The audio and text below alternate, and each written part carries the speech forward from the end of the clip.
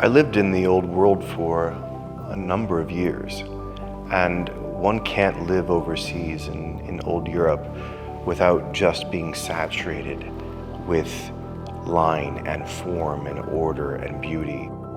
To live there, I just began to breathe it. I remember I was in the monastery of the Poor Clares, and there was a nun who was setting up for Mass, and she gave me this chalice with everything laid out on top of it. And during the Mass, I unveiled the chalice, of course, and I saw this purificator that had these perfect little pleats in it. And I thought to myself, some poor woman had sat there with linen and pressed it properly, and all of these little pleats. And a part of me thought to myself, I can't have her do this for me again. Like, it's taking up so much of her time. After Mass, I said, Sister, I'm here all week. As you know, I'm doing a retreat. So I'll just use this linen the rest of the week. I don't want you to do this again. And she looked at me with a little bit of an eye of disapproval and said, of course it's worth it. It's the Holy Mass. It's worth everything that I have to give to it, every single one of them. And the thought that she was behind that cloister wall, knowing that I was going to have Mass, in this case by myself, and she was preparing this little linen for Jesus because it would touch him, literally, in the Holy Eucharist. I never forgot that. That sort of desire to make beautiful things for him who made all things beautiful never left me. And that in some ways was sort of the first discussion I had with Mary at the high school. My name is Mary Clark. I run Studio Magdalena, which is for sacred art and design. I began this journey about 10 years ago at Charlotte Catholic High School, actually, coming in contact with Father Kouth through sacristy work, and firstly and foremost around the Mass, around the linens and all the beautiful vessels and candles and the components that it took to set up properly for Holy Mass and to elevate that setting to be more worthy. We continued to bring up the concept of beauty and universal beauty, and really it changed my life. Over in Europe, imbued with this Catholic notion that God is an architect, that he's principally one who orders things and designs things, then he creates us with eyes that can catch it and be attracted by it, be allured by it, be suffused with it in such a way that we enjoy it and take intellectual pleasure in the harmony of the form, that we want to repeat that. We want to be like him even in that.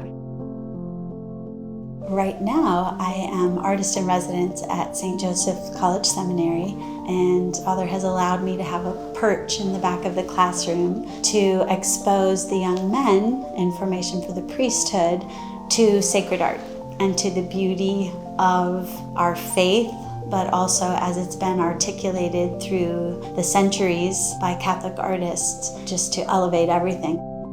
Art was always out there, always a little something I was dabbling with on the side. Once my kids were almost fully grown, I began to think seriously about diving into art.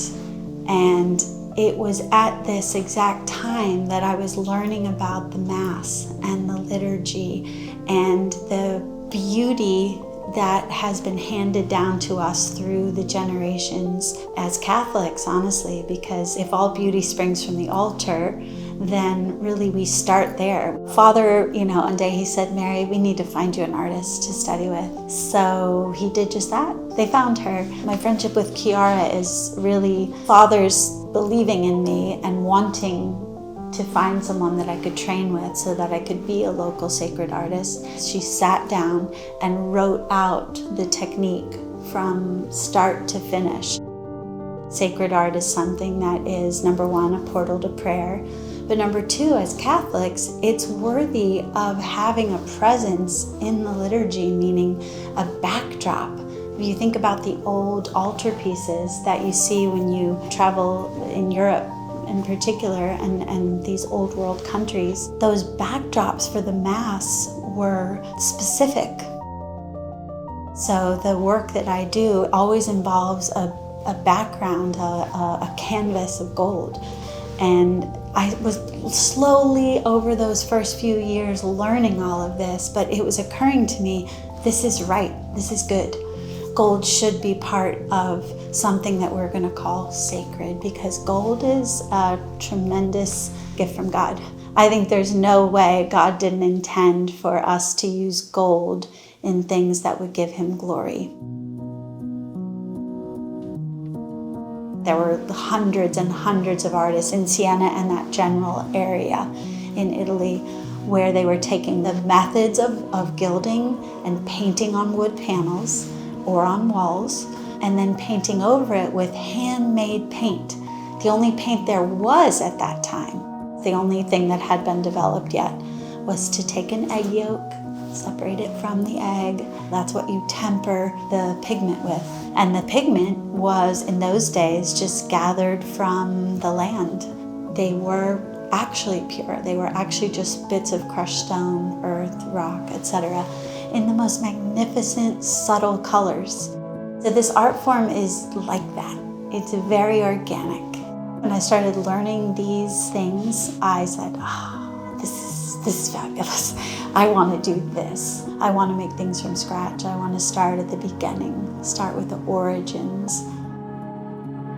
So the process itself is very long and very exacting. Each of the different components are made from scratch by hand with the absolute raw material, as raw as it comes. So you hand make your gesso from rabbit skin pellets that you turn into glue by just mixing it with warm water, heating it. Then you add crushed stone, and you have to kind of sift the crushed stone into the warm glue, and you're left with this beautiful, creamy, milky substance called gesso.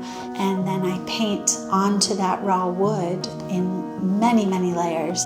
Once the gesso is laid onto the board and hardened, you sand it down to make sure that it is perfectly flat and smooth, so that when you lay the gold, it will gleam. This type of artwork doesn't allow that sort of whimsy. It's beautifully ordered and methodical.